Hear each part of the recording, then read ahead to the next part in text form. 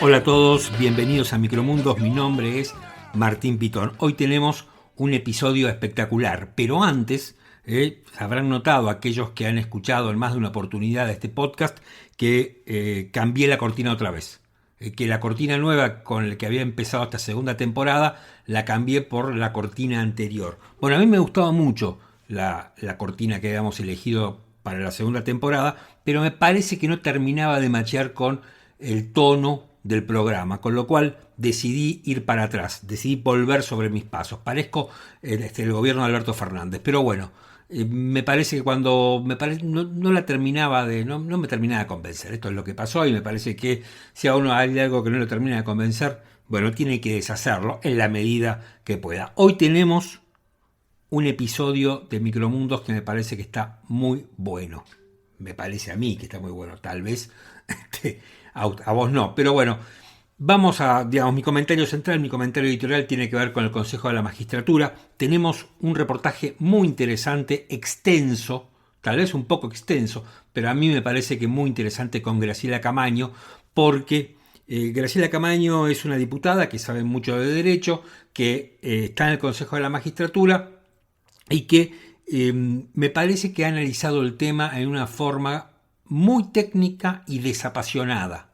Entonces uno va a entender exactamente qué ha sido todo lo que pasó y por supuesto también tiene una lectura política, pero me parece que analiza la cuestión con serenidad, porque lo que yo he visto es que unos y otros no han tenido situaciones extremas. Así que, bueno, vamos a estar hablando del Consejo de la Magistratura, vamos a estar hablando de Graciela Camaño, vamos a estar hablando también del tema Venezuela, del apoyo de Alberto Fernández una vez más a la dictadura de Nicolás Maduro. Y ahí también tenemos otro reportaje muy interesante con Elisa Trota, que fue embajadora de el presidente Guaidó en la Argentina y hoy es la representante de la Asamblea Nacional de Venezuela aquí en el país, ¿no? Y también tenemos un diálogo muy interesante con el periodista Daniel Enz. Daniel Enz es un periodista santafesino, pero que desde hace muchos años vive en Entre Ríos y que ha sido uno de los responsables a través de la revista Análisis y del sitio digital Análisis de investigaciones de corrupción en el caso del exgobernador Sergio Uribarri, que hace pocas semanas fue condenado a 8 años de prisión y en ese momento él era el embajador argentino en Israel. Bueno, Daniel Enz en ese reportaje te cuenta quién es Sergio Uribarri y además, ¿sabes qué te va a contar? Las vinculaciones entre Sergio Uribarri, varios abogados, con el juez federal de Paraná que quiso frenar el fallo de la Corte Suprema. Todo esto en este episodio de Micromundos.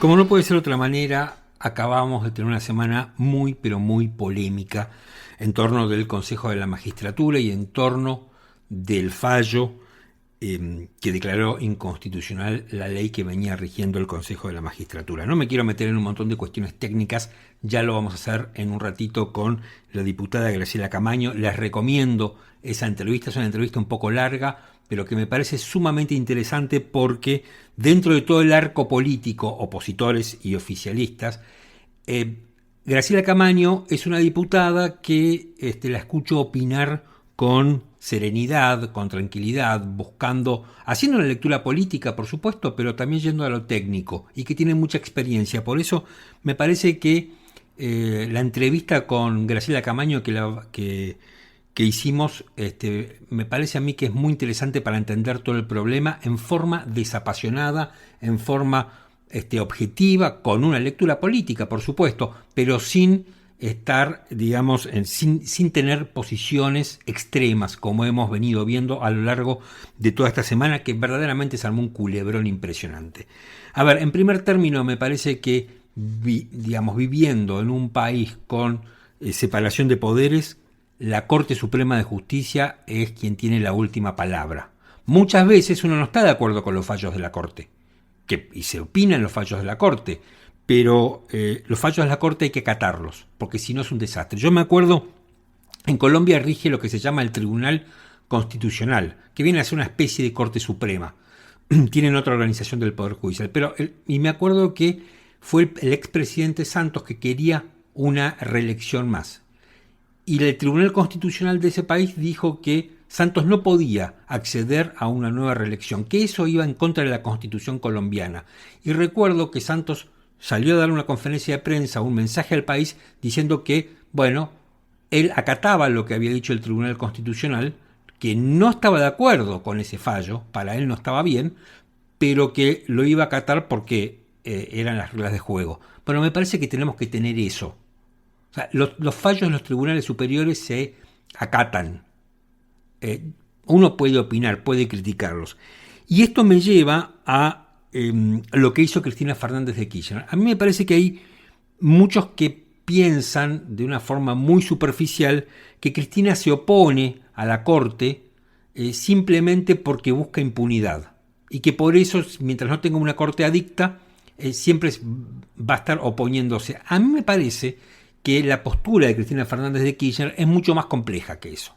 Me parece que decir que solamente está buscando impunidad, que no digo que no lo haga, pero pensar que solamente es eso, y que sus ataques a la Corte y a la justicia y al Poder Judicial están movidos solamente por la búsqueda de impunidad, me parece por lo menos un análisis superficial. Yo creo que ella lo que tiene, y lo ha dicho en un montón de oportunidades, ella lo que quiere es tener otro sistema de gobierno. Cuando me refiero a gobierno me refiero no a los tres poderes. Ella necesita otra cosa, quiere otra cosa. No quiere el sistema de división de poderes tradicional que nos rige en la Argentina desde siempre. Es más, ella misma ha dicho que está perimido ese sistema. ¿Y por qué quiere barrer con ese sistema? Porque dentro de la concepción política y del manejo del poder que tiene Cristina Kirchner está en que lo único que necesita un líder político, un gobernante para ser validado es el voto del pueblo. Una vez que tiene el voto del pueblo, prácticamente ese gobernante no puede ser cuestionado, porque se estaría invalidando el voto del pueblo. Y de ahí que surgen los poderes fácticos, las expresiones que dice el diputado Moró de la Corte, ¿no? Que son más o menos personeros de un golpe de Estado. Bueno, escuchar lo que decía Moró justamente en esta semana, y que me parece que el diputado kirchnerista refleja muy bien lo que es el pensamiento de Cristina Fernández de Kirchner sobre esto. ¿Cuál es la razón de racionalidad que llevó a que después de 16 años la Corte se diera cuenta que la ley era inconstitucional? Entonces, yo a eso le doy una respuesta. Yo creo que fue una decisión política, que nada tiene que ver ni con las leyes, ni con la Constitución, ni nada por el estilo.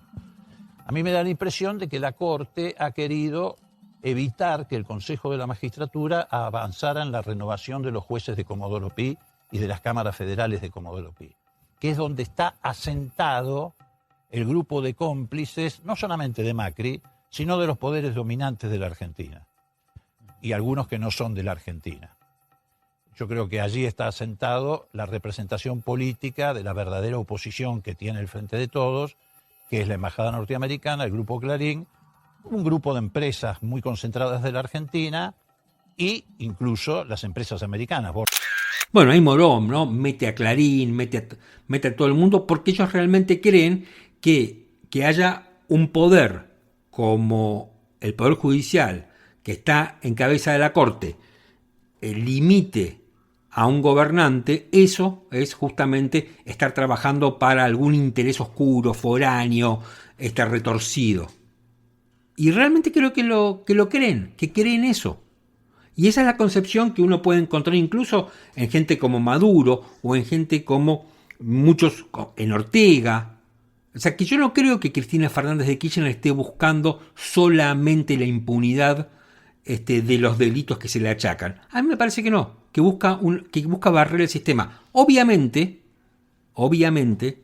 dentro de lo que es su concepción de cómo debe ser ejercido el poder, existe la impunidad. Pero lo que quiero decir es que no termina en la búsqueda de impunidad, sino que es algo mucho más abarcativo, mucho más profundo. Es una forma de ver el poder, es una forma de ejercicio del poder. Y me parece que acá tenemos que encontrar el problema. Lo que ha pasado esta semana realmente, a ver, por un lado es muy malo, porque hay un costado de república bananera que tiene la Argentina, y por otro lado también me parece muy bueno.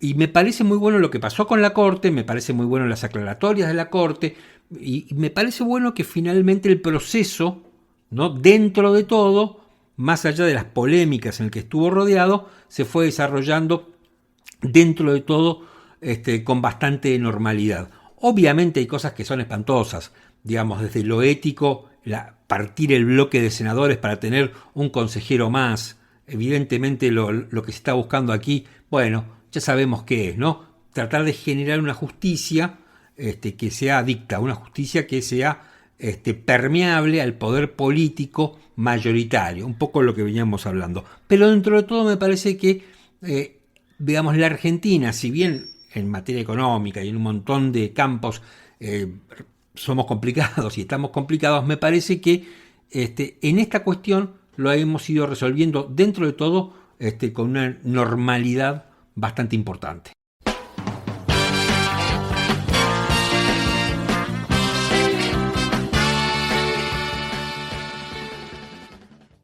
Estamos comunicados con la diputada Graciela Camaño. Diputada, buenas tardes, ¿cómo está? ¿Qué tal? Buenas tardes, ¿cómo le va, Martín? Bien, gracias por atenderme. ¿Cómo evalúa esta semana que fue tan polémica, con tantas idas y vueltas en torno al Consejo de la Magistratura? Yo creo que hay dos planos para mirar el tema del Consejo de la Magistratura. Uno es el que se inició en el propio Consejo de la Magistratura, el día en el que la Corte produjo el fallo que declaró inconstitucional la 26080 y dio una serie de demandas fundamentalmente al Consejo de la Magistratura. Le sugirió al Poder Legislativo hacer una nueva ley.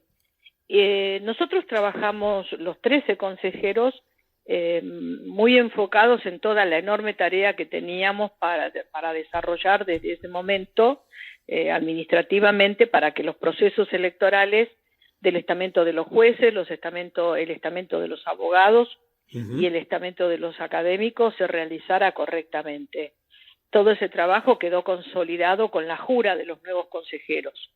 El conflicto se suscitó a raíz de que no estaba muy claro cómo se tenía que interpretar la representación de la Cámara de Diputados y el Senado.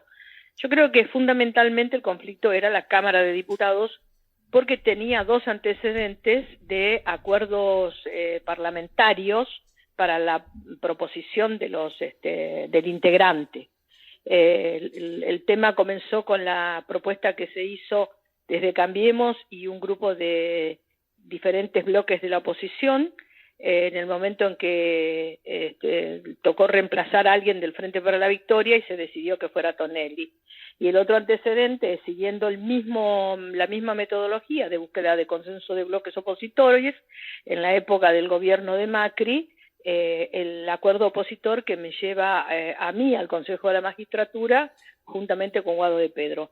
Eso de alguna manera creo que generó una confusión y bueno, después vimos la interpretación que le dio el Senado, en el que se resolvió el tema partiendo el bloque del oficialismo, generando un bloque de mayoría, algo éticamente reprochable, por cierto. O sea, puede ser legal eso, pero no, pero digamos... La legalidad de las cosas la decide la justicia.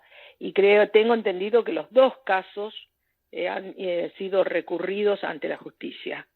La justicia en el caso Tonelli tiene dicho de que el Poder Legislativo tiene autonomía en la resolución de sus temas y que debe resolverlo por la vía de las mayorías. Uh-huh. Con lo cual el reclamo va a estar seguramente y ahí se advertirá respecto no de la legalidad. Quizás éticamente, porque el acto se realiza prácticamente frente a al pedido que hace el Frente de Cambiemos respecto de Luis Juez, esa maniobra de partir el bloque para poder tener el representante en la que yo creo que sí resulta, digamos, poco ético. Pero, ¿por qué le parece a usted que desde el oficialismo se ha generado, más allá de una confusión, toda una gran polémica, que hasta creo que fue Leopoldo Moró que dijo que acá había una suerte de golpe blando. ¿Por qué tanta resistencia a este fallo de la Corte? Porque en definitiva uno puede pensar que la Corte dictaminó la inconstitucionalidad de una ley y le dio un plazo de 6 meses al Congreso para que sancionara otra. ¿Por qué le parece que hay todo esto? Yo creo que los fallos son opinables, pero no son refutables, digamos. El fallo se cumple. Uh-huh. En cuanto al acápite de la opinión, yo tengo para mí que de alguna manera este fallo viene a darle continuidad al gran problema que tiene la justicia, que es la extemporalidad en el pronunciamiento. No puede haber una ley que nombra y que dispone medidas disciplinarias contra los jueces que demoren la declaración de su inconstitucionalidad 16 años. Claro. 5 años estuvo esta decisión en la Corte Suprema de Justicia. Yo creo que eso es lo repudiable, porque esto también ocurre en todos los fueros y en un montón de casos, y muchas veces se trata de la vida de las personas. En este caso se trata de una institución, y se trata de una institución que en el transcurso de estos 5 años ha nombrado 708 jueces con esta ley que ahora es declarada inconstitucional. Entonces, por ese lado viene la opinión, digamos, desfavorable respecto al fallo. El fallo en sí tiene todos los ingredientes que tiene que tener un fallo, incluyendo los plazos, por supuesto. Pero el fallo no puede decir esto es inconstitucional y dejarlo en el limbo. Y después lo otro que hizo la Corte es una modalidad que no es muy usual, que es ante la situación de haber emitido el fallo ordenando la simultaneidad en el juramento de los consejeros y habida cuenta que había comenzado el conflicto en el Poder Legislativo, hacer una suerte de aclaratoria para poder componer el Consejo de la Magistratura. Las aclaratorias de los fallos, medio que uno dice, ¿y esto dónde está el caso? Sí, porque es casi esa aclaratoria es casi una reglamentación. No sé cómo tomarla. En la Corte lo definió como una aclaratoria y convengamos que resolvió los conflictos de falta de decisión del Poder Legislativo. Ahora, convengamos que la aclaratoria vino bien. Más allá de... Yo no creo que haya habido ningún tipo de golpe, no estoy en ese tipo de teorías. Yo además tengo un enorme respeto por los miembros de la Corte Suprema. Creo que tenemos una Corte Suprema que tiene miembros honorables, con trayectorias. Sí es cierto que tenemos una Corte Suprema muy chica, pero también es cierto que el Poder Ejecutivo debe enviar, después de que Hayton de Nolasco se jubilara, quien la reemplaza. Y no lo ha hecho aún. Usted que conoce con lo también... cual ahí la mora es del Poder Ejecutivo. Usted que conoce también el funcionamiento del Consejo de la Magistratura, ¿cree que con esta ley que se reedita ahora, que se vuelve a poner en vigencia, va a funcionar mejor de lo que venía funcionando? Porque digo, todos analizamos las internas, todos analizamos lo que hizo la polémica, pero en el fondo, ¿el Consejo de la Magistratura va a funcionar mejor ahora que antes? El Consejo de la Magistratura tiene, digamos, su concepción en la Constitución del año 94.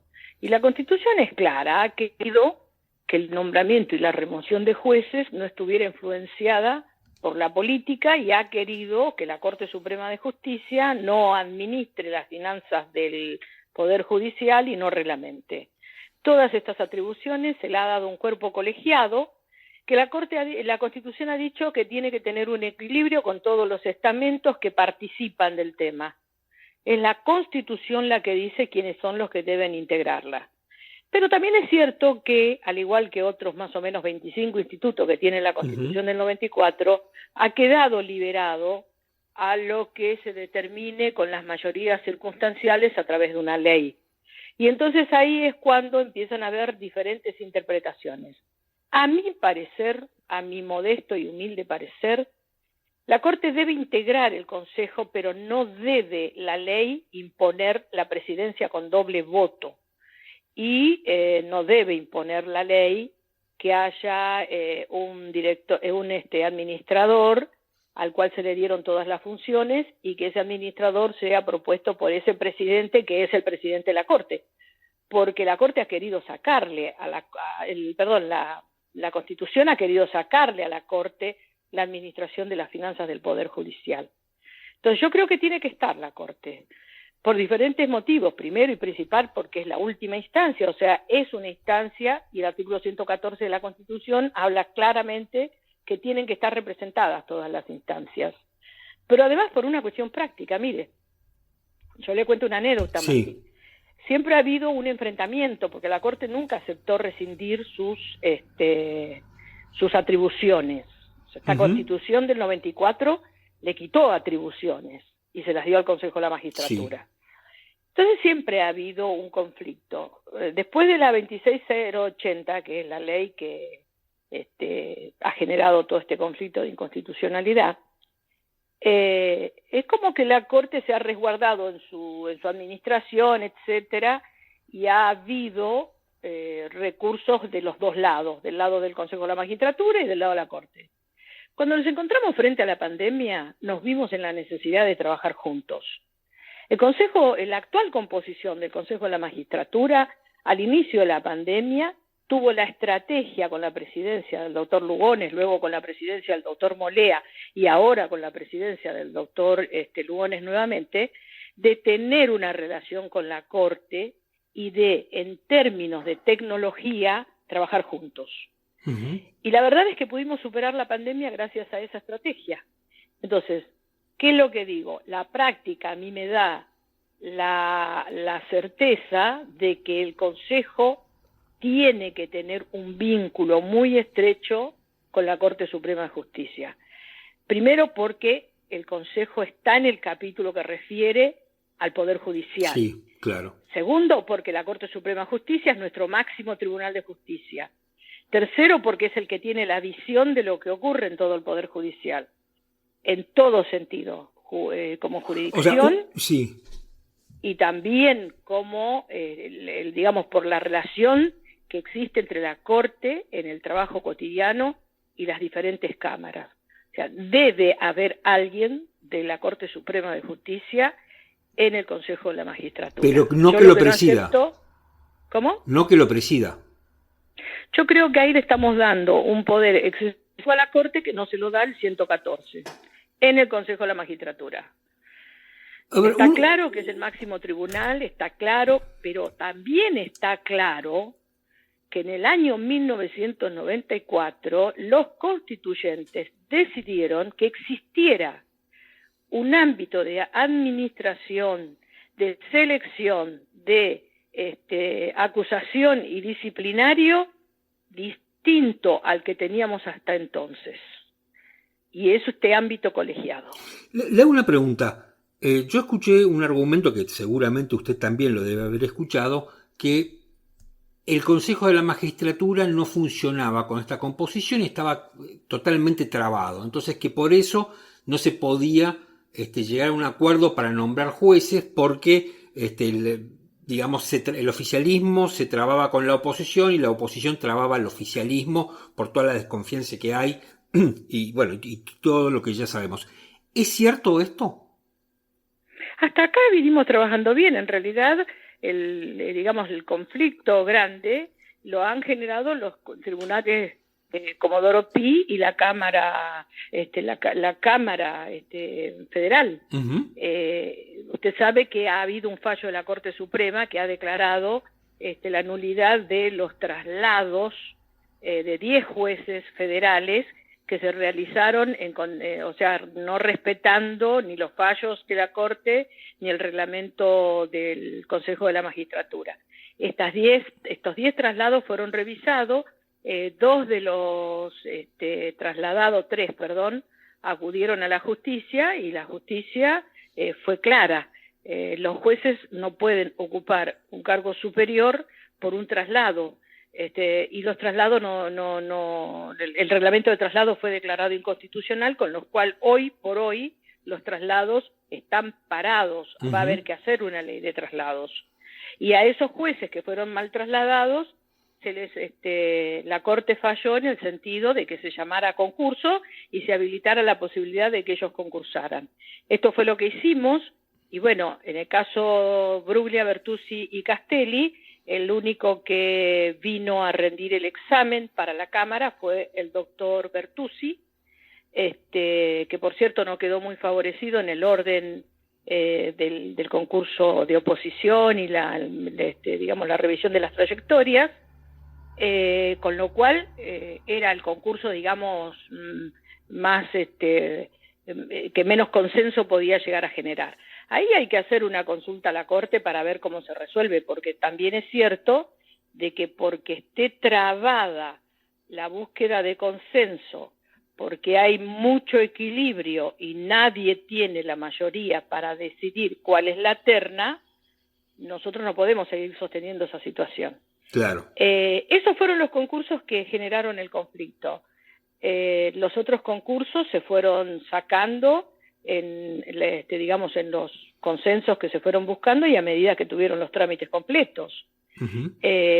Con lo cual digo, si hasta acá se fueron sacando todos los concursos en el consenso de los 9 votos que se necesitan en el plenario sobre 13 consejeros, quiere decir que han estado de acuerdo, digamos que en forma mayoritaria. Graciela, yo a usted siempre la veo como muy técnica y muy tranquila en las declaraciones. ¿Cree que ha habido una sobreactuación tanto del oficialismo como de la oposición? Cuando hablo de la oposición me refiero específicamente a Juntos por el Cambio en todo esto. Sí. Sí, porque no es ni una cosa ni la otra. Está claro que los fallos se cumplen, está claro que desde el primer momento la intención de los 13 consejeros fue cumplirlo. Mire, yo le comento una anécdota de lo que hicimos. Nosotros llegamos a enviarle una carta firmada por los 13 consejeros a la presidente del Senado, al presidente de la Cámara de Diputados, para que traten la ley. Y al presidente de la Nación le enviamos una misiva combinándolo a que presente la ley, la reforma del Consejo de la Magistratura en sesiones extraordinarias. Porque tal como estaba el fallo, sin la aclaración, los actos que pudiéramos hacer luego de los 120 días devenían nulos. Entonces, francamente, estábamos muy preocupados frente a esa situación. Y hicimos todo lo que debíamos hacer. Entonces, por eso digo yo, hay 2 planos. Hay un plano que es el escandaloso y otro plano que es el plano del trabajo, el plano en el que 13 personas trabajaron denodadamente para que el fallo se cumpla, con lo cual yo no tengo tanta tragedia en el examen del tema.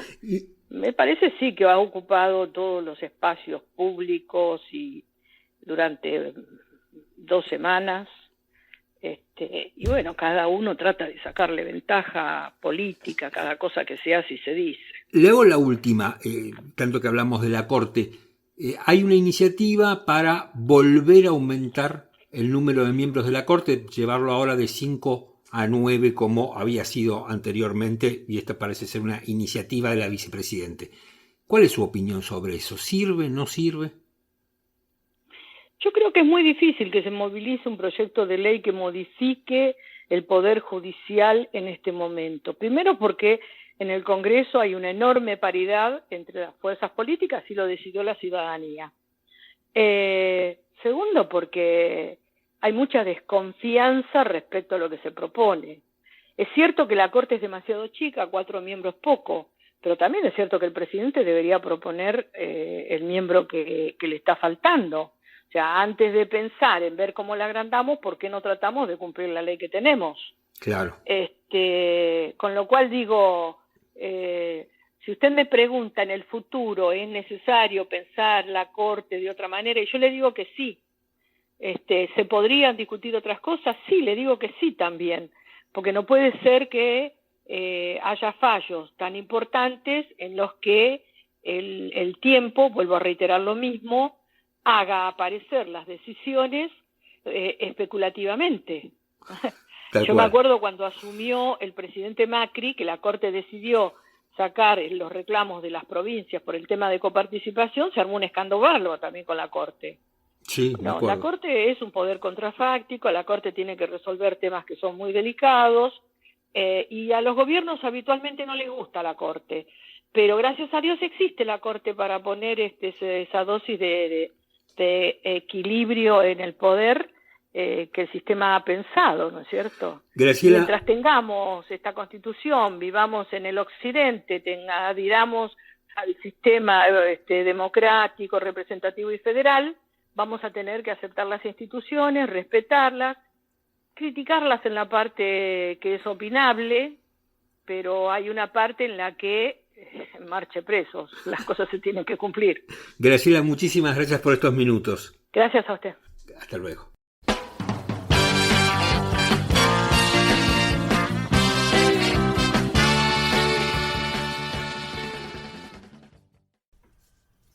Uno de los puntos más flojos que tiene el gobierno de Alberto Fernández, más allá de Alberto Fernández, es la política exterior del gobierno argentino. Y me parece que esta semana ha tenido otros dos papelones. Últimamente la política exterior argentina viene de papelón en papelón. Y esta semana tuvimos, ¿no?, en el medio de lo que es la consternación mundial por lo que está pasando en Ucrania, por la invasión rusa, por lo que ha sucedido en Mariupol, la Argentina se abstuvo de votar a favor de la suspensión de Rusia como miembro permanente en calidad de observador en la OEA. Y ahí la Argentina se abstuvo. Carlos Raimundi, que es el representante argentino ante la OEA, dijo que ese organismo no tenía competencia para discutir el tema de lo que estaba ocurriendo en Ucrania. El organismo está conmocionado, dijo en un comunicado, por las atrocidades cometidas por las tropas rusas en Bucha, Mariupol e Irpin, y la Argentina se abstiene. Este es el primer papelón de la Argentina. El otro papelón al que me quiero referir tiene que ver con lo que pasó el lunes, cuando el presidente de la Nación estaba dando una conferencia de prensa junto a su par ecuatoriano, el presidente Lasso, que desde el punto de vista ideológico está bastante alejado del presidente de la Nación. Incluso Alberto Fernández en esa conferencia de prensa dijo que, bueno, no tenían coincidencias en todo, ¿no? En un, digamos, tono diplomático y amable. En esa oportunidad, mientras el presidente de la Nación lo tenía allí como invitado al presidente ecuatoriano, bueno, a Alberto Fernández no se ocurrió mejor idea que lanzar una convocatoria a los países de América Latina y el Caribe para que restablezcan sus cordiales relaciones con la Venezuela de Nicolás Maduro. Alberto Fernández lo hacía en estos términos. Nosotros pensamos que ha llegado el momento también de hablar de Venezuela, que es un tema recurrente, y como primer paso la Argentina quiere volver a recuperar su vínculo diplomático pleno con Venezuela. Es un paso que estamos dando nosotros y que en verdad convoco a todos los países de América Latina a que lo revisemos, porque Venezuela ha pasado un tiempo difícil. La alta comisionada de Derechos Humanos, mi querida Michelle Bachelet, tomó cartas en el asunto, intervino, ayudó, trabajó junto al gobierno de Venezuela. Muchos de esos problemas se han ido disipando con el tiempo. Estamos viendo cómo a partir de los acuerdos logrados por el grupo de contacto, Venezuela ha ido avanzando en su proceso electoral y creemos que es momento de ayudar a Venezuela a que en el diálogo recupere plenamente su normal funcionamiento como país y como sociedad. La verdad es que no lo vamos a lograr si la dejamos sola, sin embajadores y sin nuestra atención. Mientras el presidente Alberto Fernández decía estas palabras, al lado de él, en otro atril, estaba el presidente ecuatoriano Guillermo Lasso, que a su turno, cuando le preguntaron sobre qué opinaba sobre esta iniciativa de Alberto Fernández, cauteloso y muy diplomático, Guillermo Lasso, el presidente ecuatoriano, dijo: bueno, lo vamos a analizar, ¿no? Alberto Fernández dice: Venezuela ha pasado un tiempo difícil. Venezuela no ha pasado un tiempo difícil, Venezuela está pasando un tiempo difícil. Pero no es toda Venezuela la que pasa un tiempo difícil, es el pueblo. Hay 240 presos políticos en Venezuela, decenas de torturados, decenas de asesinados, gente que pasa hambre. y el presidente cree que Venezuela ha pasado un tiempo difícil. No, no lo ha pasado. No es en el pasado lo que ha ocurrido. Y también dice el presidente Alberto Fernández, a mí me sorprende la lectura que hace, muchos de los problemas se han ido disipando con el tiempo. ¿Qué problemas que tenía Venezuela se fueron disipando con el tiempo? Le preguntaría a Alberto Fernández si estuviera en una conferencia de prensa. Los derechos humanos no se han resuelto, no se han morigerado las violaciones de los derechos humanos. Y también habla de las cuestiones electorales. Y la verdad es que las cuestiones electorales en Venezuela son siempre muy dudosas, Con lo cual, me parece que este es un gran papelón de Alberto Fernández que ha merecido el repudio de una ONG como Amnesty International y también de Human Rights Watch, que han sido muy fuertes. La Argentina ha sido siempre, y especialmente después de Raúl Alfonsín, ha sido un faro de defensa de los derechos humanos. Pero un faro en serio de defensa de los derechos humanos. El gobierno de Alberto Fernández, en una continuidad, esto sí, con el gobierno de Néstor Kirchner primero y los dos gobiernos de Cristina Fernández de Kirchner después, nos llevan hacia el lado de los totalitarismos. En una semana, ¿no?, nos abstuvimos de votar contra Rusia, que no es simplemente ser neutral. En este contexto internacional, abstenerse de votar en contra de Rusia es estar del lado de Rusia, lo que pasa es que el gobierno argentino no se anima a decirlo, y ahora el presidente, como un mendicante, como un lobista de Maduro, está pidiendo que los países restablezcan sus lazos diplomáticos con Venezuela.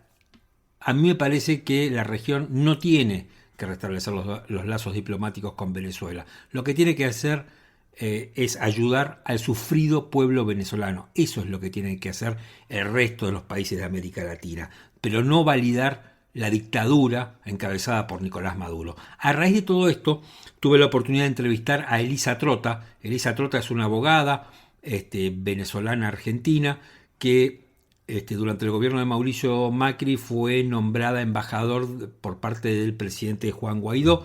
Después el gobierno argentino le retiró, digamos, ese nombramiento y hoy es la representante de la Asamblea venezolana aquí en nuestro país. El audio del reportaje no es muy bueno. Es un poco bajo, traté de arreglarlo lo mejor que pude, me costó un poco. Es aceptable. Yo te pido que hagas un esfuerzo porque me parece que las cosas que dice Elisa Trota son muy importantes y muy interesantes. Estamos comunicados con Elisa Trota Gamus, que es representante de la Asamblea de Venezuela en la Argentina. Hola, ¿qué tal? ¿Cómo estás? Buenas tardes, Martín. ¿Cómo estás? Un placer saludarte. Gracias por atenderme. Bueno, a ver, la primera pregunta que tengo para hacerte es ¿qué sentiste cuando Alberto Fernández en esa conferencia de prensa con el presidente del Ecuador dijo que había que ayudar a Venezuela a que restituyera sus lazos diplomáticos con el resto de los países de la región, y la Argentina un poco se ponía a la cabeza, ¿no?, de esa iniciativa? Sí, la verdad es que fue una situación muy extraña, sorpresiva y que terminó evidentemente por causar indignación, no solo en mí, en distintos dirigentes venezolanos e incluso de otros países y por supuesto a los venezolanos, y ese es el hincapié a los más de 200.000 venezolanos que hoy hacen vida en Argentina. No entendemos de dónde saca la información el presidente Alberto Fernández. Sabemos además que el presidente cuenta con todos los medios para estar enterado de lo que realmente sucede en Venezuela y afirmar además con tanta ligereza algo que está tan alejado de la realidad, lo menos que hace es ofendernos. Yo leí un tuit tuyo donde aparecía la portavoz del gobierno argentino, Gabriela Cerruti, y vos pusiste algo así como: banalizar el mal por ideología no solo atenta contra la histórica defensa de los derechos humanos como bandera de la Argentina, sino también contra los miles de víctimas de la dictadura. Y esto lo decías a raíz que entiendo yo, Cerruti decía que Bachelet y otros dirigentes defensores de los derechos humanos sostienen que en Venezuela la grave situación de los derechos humanos ha cambiado de un tiempo a esta parte. Así es, la verdad es que vemos con estupor cómo funcionarios del actual gobierno argentino, siguen insistiendo en esta tesis que nuevamente no puede estar más alejada de la realidad. No solo en términos de la violación de derechos humanos, recordemos que Venezuela y los altos jerarcas del madurismo están siendo investigados por crímenes de lesa humanidad en la Corte Penal Internacional, algo además inédito en la región. Es primera vez que un dictador que está al mando es investigado por este tribunal, sino también la constante violación a los derechos humanos, políticos, civiles y por supuesto económicos y sociales. En Venezuela hay más del 90% de pobreza, casi un 80% de pobreza extrema. El 35% de los niños menores de 5 años sufre de desnutrición. En el 80% del país, la gente no tiene acceso a agua potable por tuberías y sufren cortes eléctricos todas las semanas. Entonces, realmente quisiéramos saber en qué mundo o en qué Venezuela se está basando el gobierno argentino para decir este tipo de cosas que sin duda alguna constituyen una ofensa no solo para los venezolanos, porque además sentimos que revictimiza a nuestras víctimas, sino también una ofensa para la historia argentina, que ha sido una historia de defensa de los derechos humanos y de democracia desde que pudieron restablecer su democracia hace casi 40 años. Con lo cual, es algo que nos sorprende, que nos ofende, que nos preocupa y por supuesto que nos ocupa. ¿Por qué pensás que el gobierno argentino se ha mostrado y se viene mostrando cercano a Maduro? Primero cercano a Chávez y después cercano a Maduro. ¿Es un tema ideológico? ¿Es un tema de negocios? ¿Son ambos? ¿Son otros temas? La verdad es que no terminamos de entenderlo. Evidentemente, en su momento creo que existió un tema tanto ideológico como de negocios. Recordemos que Chávez manejó la renta petrolera más importante de la historia de Venezuela y hoy Venezuela está sumergida en la crisis económica, política y social que está sumergida. Ni un centavo de ese dinero fue invertido en Venezuela y los venezolanos. Sí, mucho tuvo que ver con el populismo y con generar estos lazos de apoyo y de amistad con distintos países, entre los cuales estuvo Argentina. Hoy en día, si hablamos de intereses económicos o comerciales, como aparentemente decía algún vocero del gobierno argentino, que era la intención de retomar algunas operaciones comerciales, sobre todo a la situación con Rusia, difícilmente vemos que esto se pueda realizar. Es imposible. Venezuela hoy ni siquiera produce lo suficiente para proveer a lo interno al país. Difícilmente puede exportar ningún tipo de bien y menos derivados del petróleo. Y desde el punto de vista ideológico, la verdad es que no nos deja sorprender.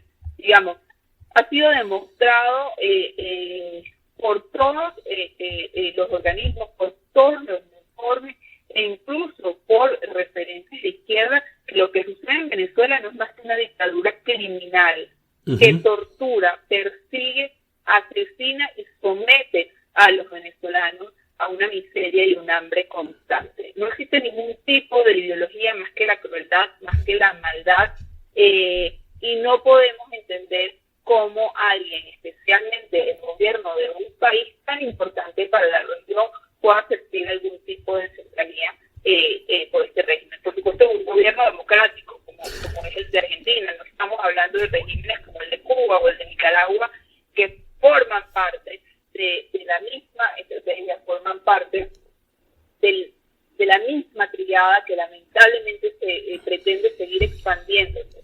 Ahora, pero es notable como el gobierno de Argentina está cerca de todos esos regímenes, ¿no?, que vos mencionabas recién, autoritarios y dictatoriales. Exactamente, es algo nuevamente que nos preocupa. Consideramos además que es una ofensa constante el pensar que hay derechos humanos para unos y no para otros.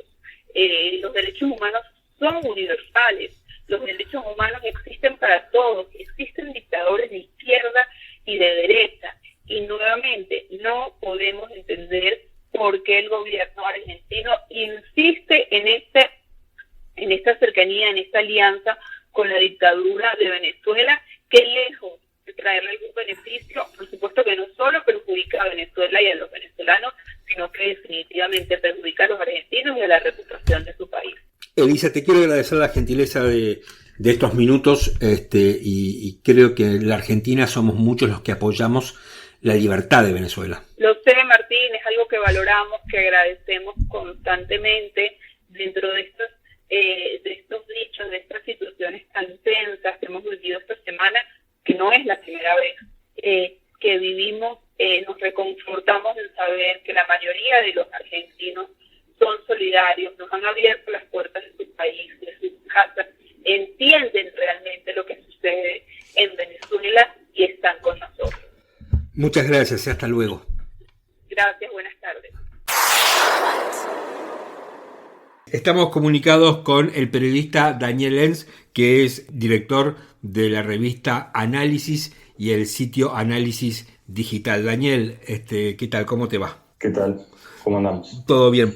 Bueno, hace pocos días me enteré que te han otorgado el premio Pluma de Honor por parte de la Academia Nacional de Periodismo, y esto, según tengo entendido, tiene que ver con la investigación que hiciste sobre el exgobernador Sergio Uribarri. En realidad es más amplio, ¿no? Yo creo que se refieren, incluso ahí lo dicen en los argumentos, que refieren a lo que pude haber ayudado desde el periodismo a desentrañar las tramas ocultas del narcotráfico y de la corrupción. Sucede que tengo 3 libros vinculados específicamente al narcotráfico en Entre Ríos, y bueno, después tengo varios libros sobre la temática de corrupción, ¿no? Y en especial 2 libros sobre Uribarri. Uh-huh.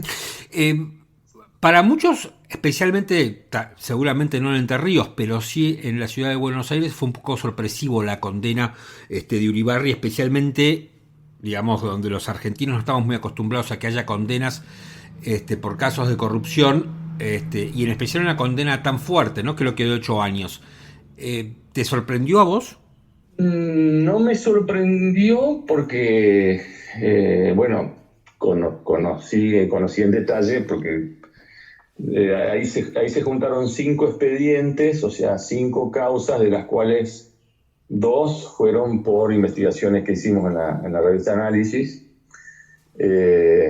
Así que por eso no me sorprendió demasiado. Y además, si bien lo tomé con cierto beneplácito, porque no deja de ser un espaldarazo a lo que nosotros denunciamos ya hace 8 o 9 años, digamos, sino que soy consciente de que a Uribarri lo peor es lo que le viene, digamos, ¿no?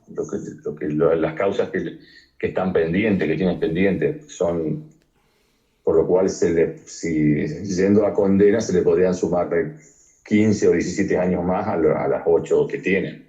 ¿Qué es lo que le queda pendiente? ¿Son causas más graves que esta? Son más graves, sí. Hay una, la que viene ahora, en lo que está pidiendo incluso el sobreseimiento sus abogados, en base a un artilugio de la sala penal del Superior Tribunal de Justicia.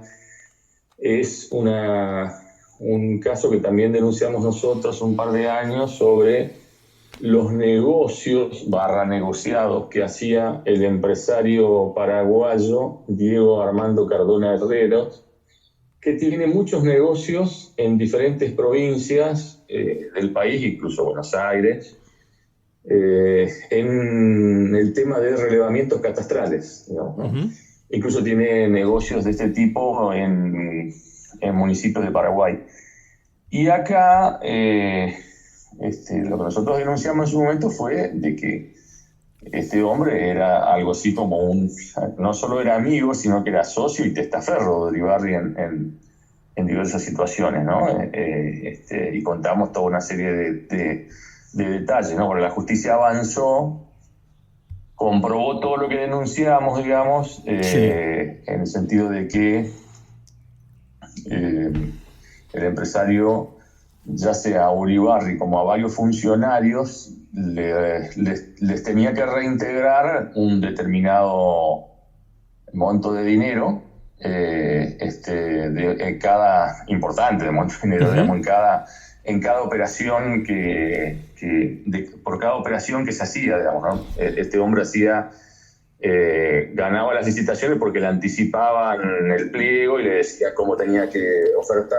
La cuestión que la justicia comprobó que Cardona Herrero pagó de coimas a Uribarri y sus funcionarios algo así como $4 millones. ¿En qué periodo? ¿En cuánto tiempo? Entre el 2008 y el 2013, si mal no recuerdo. O sea, una cifra importante, digamos, ¿no? Sí, absolutamente. Y además, o sea, encontraron mucha documentación que lo compromete aún más, digamos. Por un lado, encontraron todos los correos electrónicos entre Cardona Herrero o los allegados directos a Cardona Herrero en la empresa, correo electrónico con los funcionarios donde acordaban los pagos, acordaban a qué CBU le tenían que depositar las coimas, digamos. Y además, la Fiscalía, en un allanamiento que le hizo al empresario en sus oficinas que tenía en calle Córdoba, ahí en Capital Federal, le encontró toda la documentación que tenía Cardona Herrero, por el cual por ejemplo, Cardona Herrero pagaba con dinero del Estado, digamos, sí, que disponía Uribarri, pagaba las tarjetas de crédito, los viajes en avión, algunas inversiones inmobiliarias, todas las estadías en el exterior, digamos. O sea, era como el administrador, digamos, y entre 2008 y 2015 le administró $11,5 millones. Son unas cifras impresionantes. Sí. O sea, $11,5 millones que Uribarri manejaba como caja que tenía del Estado, digamos, ¿no? Sí. Uribarri fue funcionario público hasta que lo desplazaron de la Embajada Argentina en Israel, digamos, desde 1987 en adelante.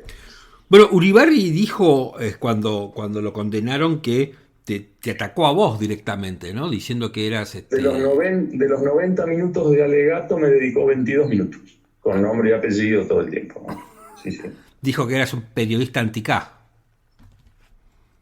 Sí, en realidad no.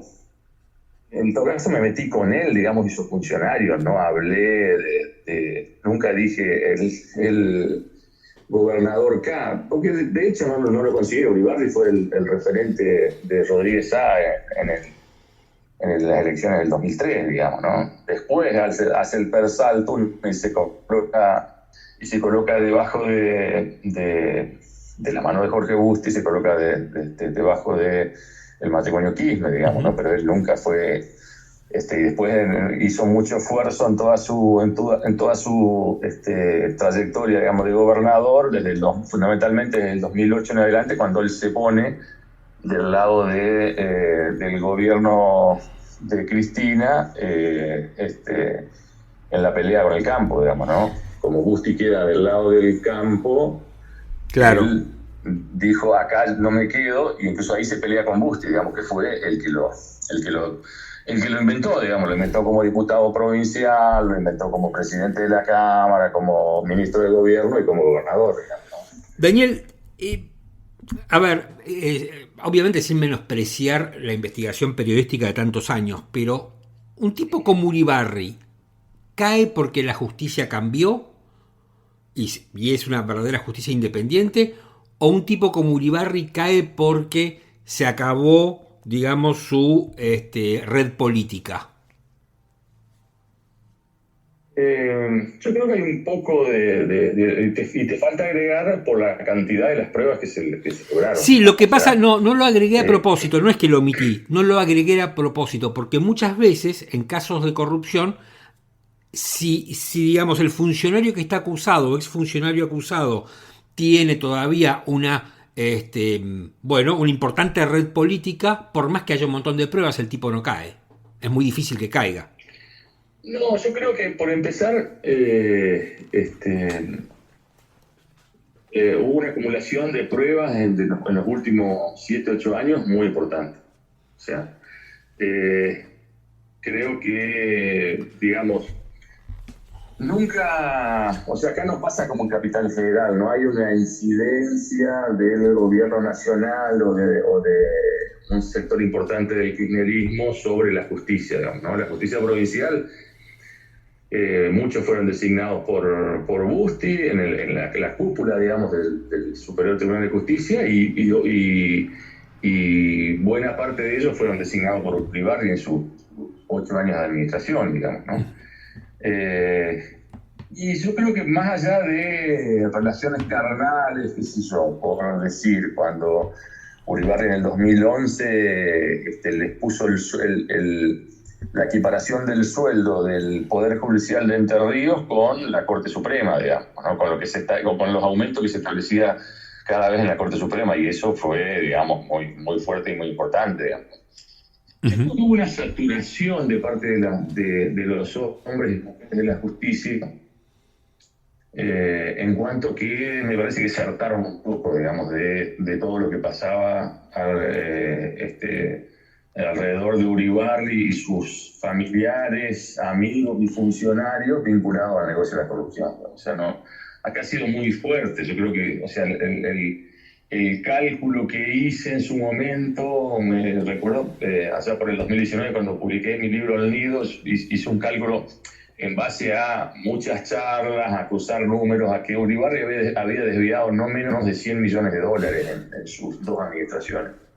Y todavía no se había conocido la causa de los contratos truchos legislativos, donde se desviaron $53 millones entre el 2008 y el 2018, y buena parte de esa recaudación iba para Uribarri, o sea, porque el que terminaba juntando todo el dinero para repartir era su cuñado, Juan Pablo Aguilera, condenado, digamos, a 6 años de cárcel ahora también. Y queda claro que después de Aguilera esa plata seguía subiendo, y ¿a quién iba? A Uribarri. O sea, no se la iba a llevar a otra persona. ¿Tenés idea cuánta plata levantó Uribarri en sus 2 administraciones? Por eso, el cálculo que hice hasta el 2010,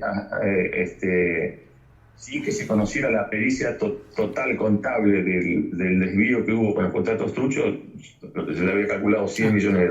Y a eso yo creo que hay que sumarle otros tantos más de estos 53 millones, o sea, o buena parte de esa plata también fue para Uribarri. Impresionante. Entonces yo creo que hubo un combo, digamos, como que la justicia se puso firme después de tanta chicana de parte de los abogados defensores, que está dentro de las reglas que tienen los abogados defensores, pero ellos que durante todos estos años se la pasaron diciendo la justicia lo tiene en la parrilla Uribarri, no lo lleva a juicio, cuando los que objetaron todo el tiempo todas las medidas fueron ellos, digamos, ¿no? O sea, los abogados hicieron toda una estrategia de patear para adelante, porque las denuncias nosotros las hicimos allá por el 2013, 2014, 2015. Igual te voy a decir que bastante rápido. Pasó mucho tiempo, digamos. Bueno, pasó mucho tiempo, pero bastante rápido dentro de todo. Sí, son muchos años, pero no, yo lo sé, bueno, pero 8 son muchos años. Si lo comparás con lo que pasa en la ciudad de Buenos Aires, me parece que es rapidísimo. Claro. No, yo creo que Internet se puso, debe ser más allá de que uno siempre quiere más, digamos, yo creo que se puso a la vanguardia, me parece que es la provincia donde más avanzaron los casos de corrupción. Acá hubo, en los últimos 30 años, fueron condenados 2 vicegobernadores, fueron condenados legisladores, terminaron en la cárcel, incluso varios. Hay por lo menos cerca de 70 causas en trámites por delitos de corrupción, digamos que muchas de ellas están muy avanzadas. Yo creo que se ha diferenciado de otras provincias, ¿no? Donde los pactos entre el poder político y el poder judicial son muy fuertes, que llevan al silencio o al archivo de las causas, digamos, ¿no? Uh-huh. Daniel, no puedo dejar de preguntarte sobre el juez Daniel Alonso, ¿no? Que en este caso no pertenece a la justicia entrerriana, sino que es juez federal, y que ahora la Corte, en el caso del Consejo de la Magistratura, anuló, con un fuerte fallo, anuló las medidas que había tomado. ¿Qué sabes del juez Alonso? El juez Alonso es un hombre que cayó acá después de hacer su carrera en Formosa, donde fue abogado de gendarmería. Y la verdad que en los últimos siempre tuvo un perfil muy bajo. De hecho, no habla con la prensa, no se le conoce la voz al juez Alonso. Cayó acá, digamos, y cuando cayó como juez federal sorprendió mucho cómo numerosos gendarmes de todo el país venían a presentar recursos acá porque estaba el juez Alonso y hacía lugar a todas las peticiones pertinentes, porque cuando tendría se tendría que haber apartado, porque él había sido abogado de Gendarmería Nacional, digamos, ¿no? Y en los últimos tiempos, bueno, él se ha esforzado mucho se está esforzando mucho con algunos favores que evidentemente hace en sus fallos, porque se presentó como camarista, se presentó al concurso de camarista en Rosario, y tiene alguna chance, digamos, de ser nombrado, pero no sé por qué su pliego está como cajoneado desde hace dos o tres años, ¿no? Por eso hizo en su momento, el año pasado hizo un gran esfuerzo y hizo un fallo donde, en función de una presentación a los abogados de los imputados en la causa de los contratos suyos legislativos al que hacía mención, sí. Hizo un fallo donde, ante la petición, diciendo de que la causa tenía que ir al fuero federal, porque como esos dineros públiclicos habían transitado por la legislatura, él entendía eran gastos de campaña. Y estamos hablando de empleados contratados, digamos, de la legislatura, no tiene nada que ver con la campaña. Pero hizo ese esfuerzo así, digamos, en función de... Para quedarse con la causa, digamos. Claro, de que el kirchnerismo le apruebe el pliego, digamos. O sea, la Corte Suprema, antes de fin del año pasado, se le tumbó el fallo eso, porque lo consideró inadmisible, digamos. Y ahora hizo este otro mandado, digamos, este otro esfuerzo a partir de la presentación de Casareto, del diputado Casareto, que la hace el mismo abogado que había hecho la presentación del año pasado, digamos, ¿no? Muy vinculado al kirchnerismo. Que obviamente la Corte Suprema no solo que se lo tumbó a la resolución que había adoptado de paralizar la movida respecto al Consejo de la Magistratura, sino que además le dice toda una serie de cosas, considerándolo como un juez bruto, digamos, ¿no? Sí, le dijo que no sabe el derecho vigente. Claro, sí. Una cosa tremenda. Daniel, muchísimas gracias por haberme dado estos minutos. No, por favor. Un abrazo, gracias. Un abrazo, hasta luego. Estamos llegando al final de este episodio de Micromundos, pero no quiero despedirme sin antes darte una recomendación. Hay una miniserie que se transmite por HBO Max que se llama Tokyo Vice. Está basada en una historia real, en la historia de Jack Adelstein, que es un periodista que hoy tiene 53 años y que fue el primer periodista extranjero que trabajó en el diario de mayor tirada del Japón, que sé cuál es, pero no me pregunten que lo diga porque para mí es un poco impronunciable. Lo cierto es que Jack Adelstein investigó a la Yakuza. La Yakuza es la versión de la mafia, pero para los japoneses. La Yakuza durante décadas estuvo muy insertada dentro de la sociedad japonesa. Hoy, Japón tiene leyes antimafias muy duras y su radio de acción, su influencia se fue achicando. De todos modos, la yakuza sigue existiendo. Es muy interesante ver, para mí, esta miniserie tiene 8 capítulos, porque no solamente te sirve para conocer lo que es la mafia en Japón, sino que además me parece que te ayuda a entender cómo son los japoneses. Te pinta una sociedad muy interesante, muy extraña para nosotros los occidentales, y quiero hacerte una aclaración y una salvedad para que si te enganchás con la serie, lo tengas en cuenta, porque te va a ayudar a entenderlo mejor. No voy a hacer ningún spoiler, pero ahí, digamos, en la serie vas a ver que una de las protagonistas trabaja como anfitriona en un lugar donde hay mujeres y van los hombres y le invitan copas. No es lo que nosotros conocemos como una copera, sino son casas de anfitrionas. Entonces uno va, charla con la chica, como si fueran 2 amigos. Mientras tanto le va invitando un champán, un coñac, un whisky, y van tomando. En Japón son muy conocidos estos lugares. También hay lugares donde hay anfitriones hombres y van las mujeres a buscar a los hombres. Yo sigo a un youtuber que es un argentino descendiente de japoneses que se fue a vivir a Japón. Lo sigo en YouTube, que es muy bueno, que se llama Japatonic Light. Y él, va contando y va explicando cosas de la cultura japonesa, y en uno de los capítulos en su canal de YouTube explicó este tipo de lugares, estos lugares de anfitriones, tanto de hombres como de mujeres. Hago esta salvedad porque si te enganchas con la serie te va a ayudar a entender mejor qué significa todo eso, porque gran parte de la serie transcurre en uno de estos lugares.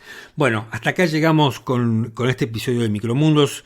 Si te gustó, recomendanos, ayudanos a crecer. De a poquito vamos creciendo, estoy muy contento. Estamos en las principales plataformas. Darnos un like, suscríbete, no te pierdas ningún episodio. Todos los sábados subimos nuevos contenidos. Estamos en Spotify, estamos en Apple, estamos en Google y en varias otras plataformas más. Muchísimas gracias. Será hasta la semana que viene. Mi nombre es Martín Pitón.